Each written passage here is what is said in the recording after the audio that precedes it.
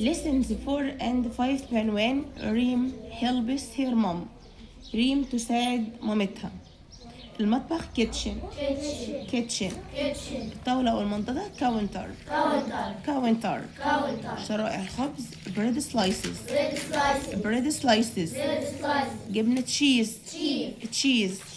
خس lettuce. بينفع أقول lettuce. الاتنين صح. سندوتشات sandwiches.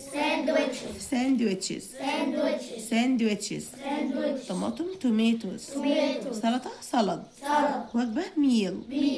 النظافة cleanliness. مسؤولية responsibility. أهمية importance.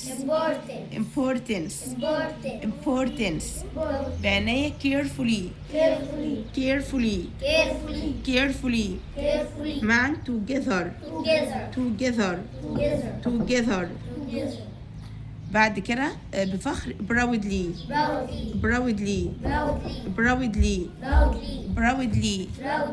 سعيدة happy. الأيدي hands.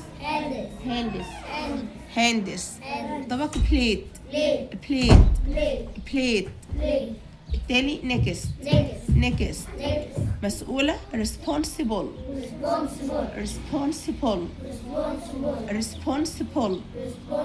لذيذة delicious. ابتسامة smile. فكرة idea. الغداء lunch. بعد كده بيقول expressions prepositions and phrases. غسلت يديها washed her hands.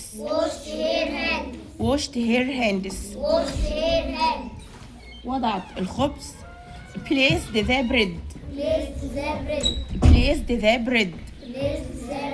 تحضير الشطائر make the sandwiches. نادي العائلة call the family. كونها مسؤولة being responsible.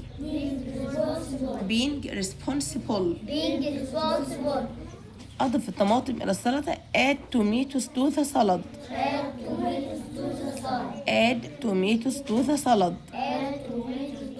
على الطاولة أو على المنضدة on the counter.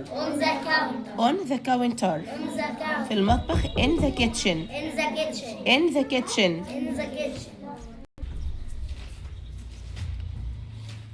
في المطبخ in the kitchen. عندما توقفت أو بينما توقفت as she stopped. شعرت بالسعادة felt happy. من أجل السندوتشات for the sandwiches. من أجل الغداء for lunch. يغسل washed. يضع placed.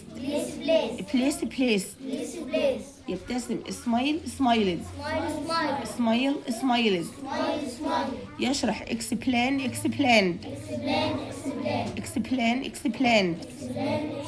ينادي called.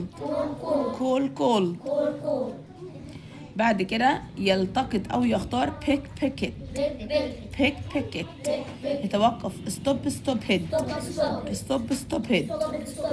يشعر feel felt. يمسك hold held. يصنع ويعد make made. يعرف no new. بعد كده بقول للصديق ذا following ادرس الآتي. ريم ساعدت والدتها في المطبخ. ريم helped her mother in the kitchen. غسلت يديها بعناية.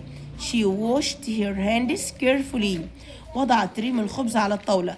ريم put the bread on the counter. اختارت والدتها بعض الجبنة. Her mother picked some cheese. غسلت ريم الخس للسندوتشات. ريم washed the lettuce for the sandwiches. أضافت طماطم إلى السلطة. They added tomatoes to the salad. أرادت ريم أن تصنع السندوتشات. ريم wanted to make the sandwiches. شرحت والدتها أهمية النظافة. Her mother explained the importance of cleanliness.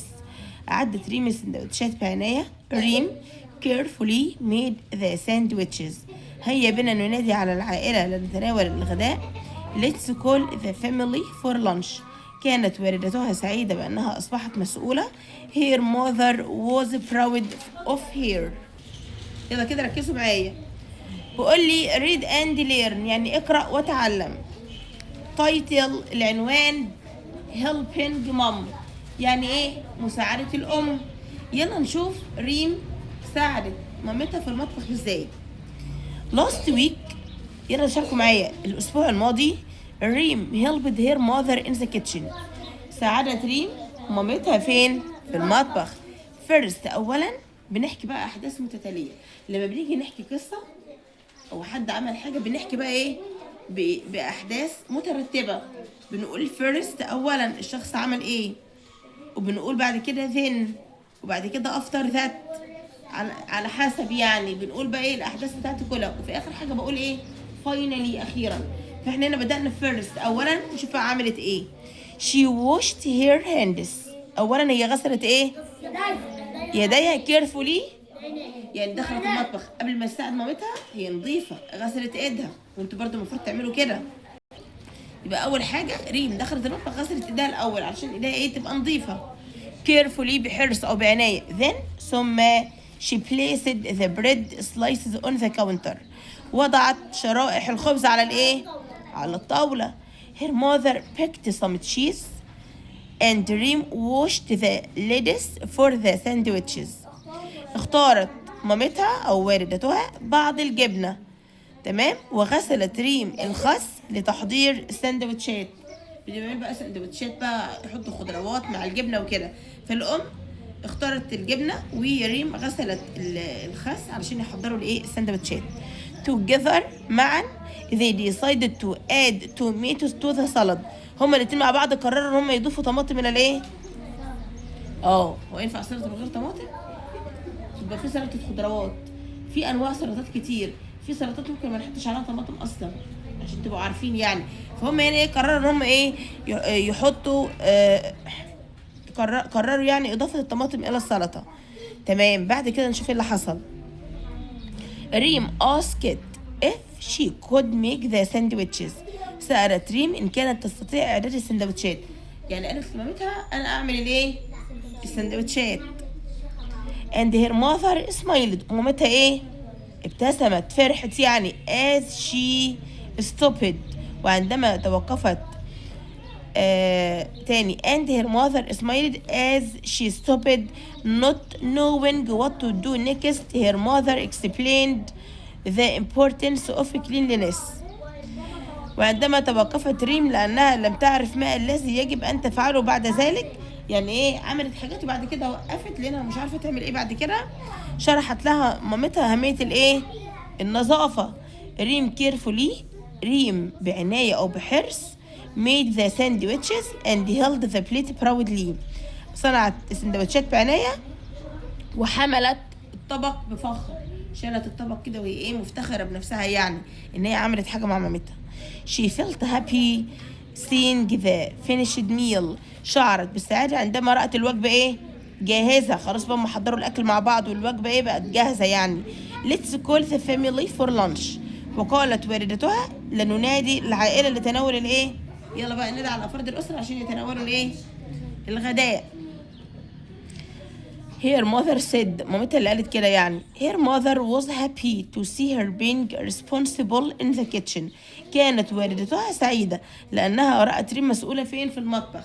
أنا برضه لما بنتي تدخل تساعدني وتعمل معايا حاجات في المطبخ أنا هبقى سعيدة. خلاص بقى بنتي عارف حاسة بالمسؤولية عايزة تتعلم ازاي تعمل غدا ازاي تعمل افطار ازاي تساعدني. فكده برضه ايه هشعر بالسعادة. برضه مامة ريم شعرت بالسعادة. بعد كده ريم smiled knowing she helped create a delicious meal.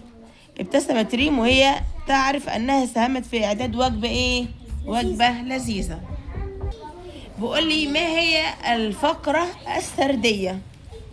ما هي الفقرة السردية؟ بقول لي الفقرة السردية هي فقرة تروي ايه؟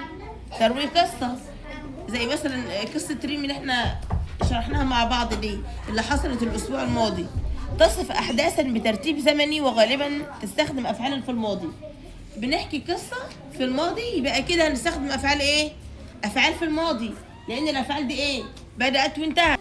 يبقى لما بنيجي نحكي فقرة سردية أو قصة، القصة بتدل على الماضي، يبقى كده هنستخدم أفعال فين؟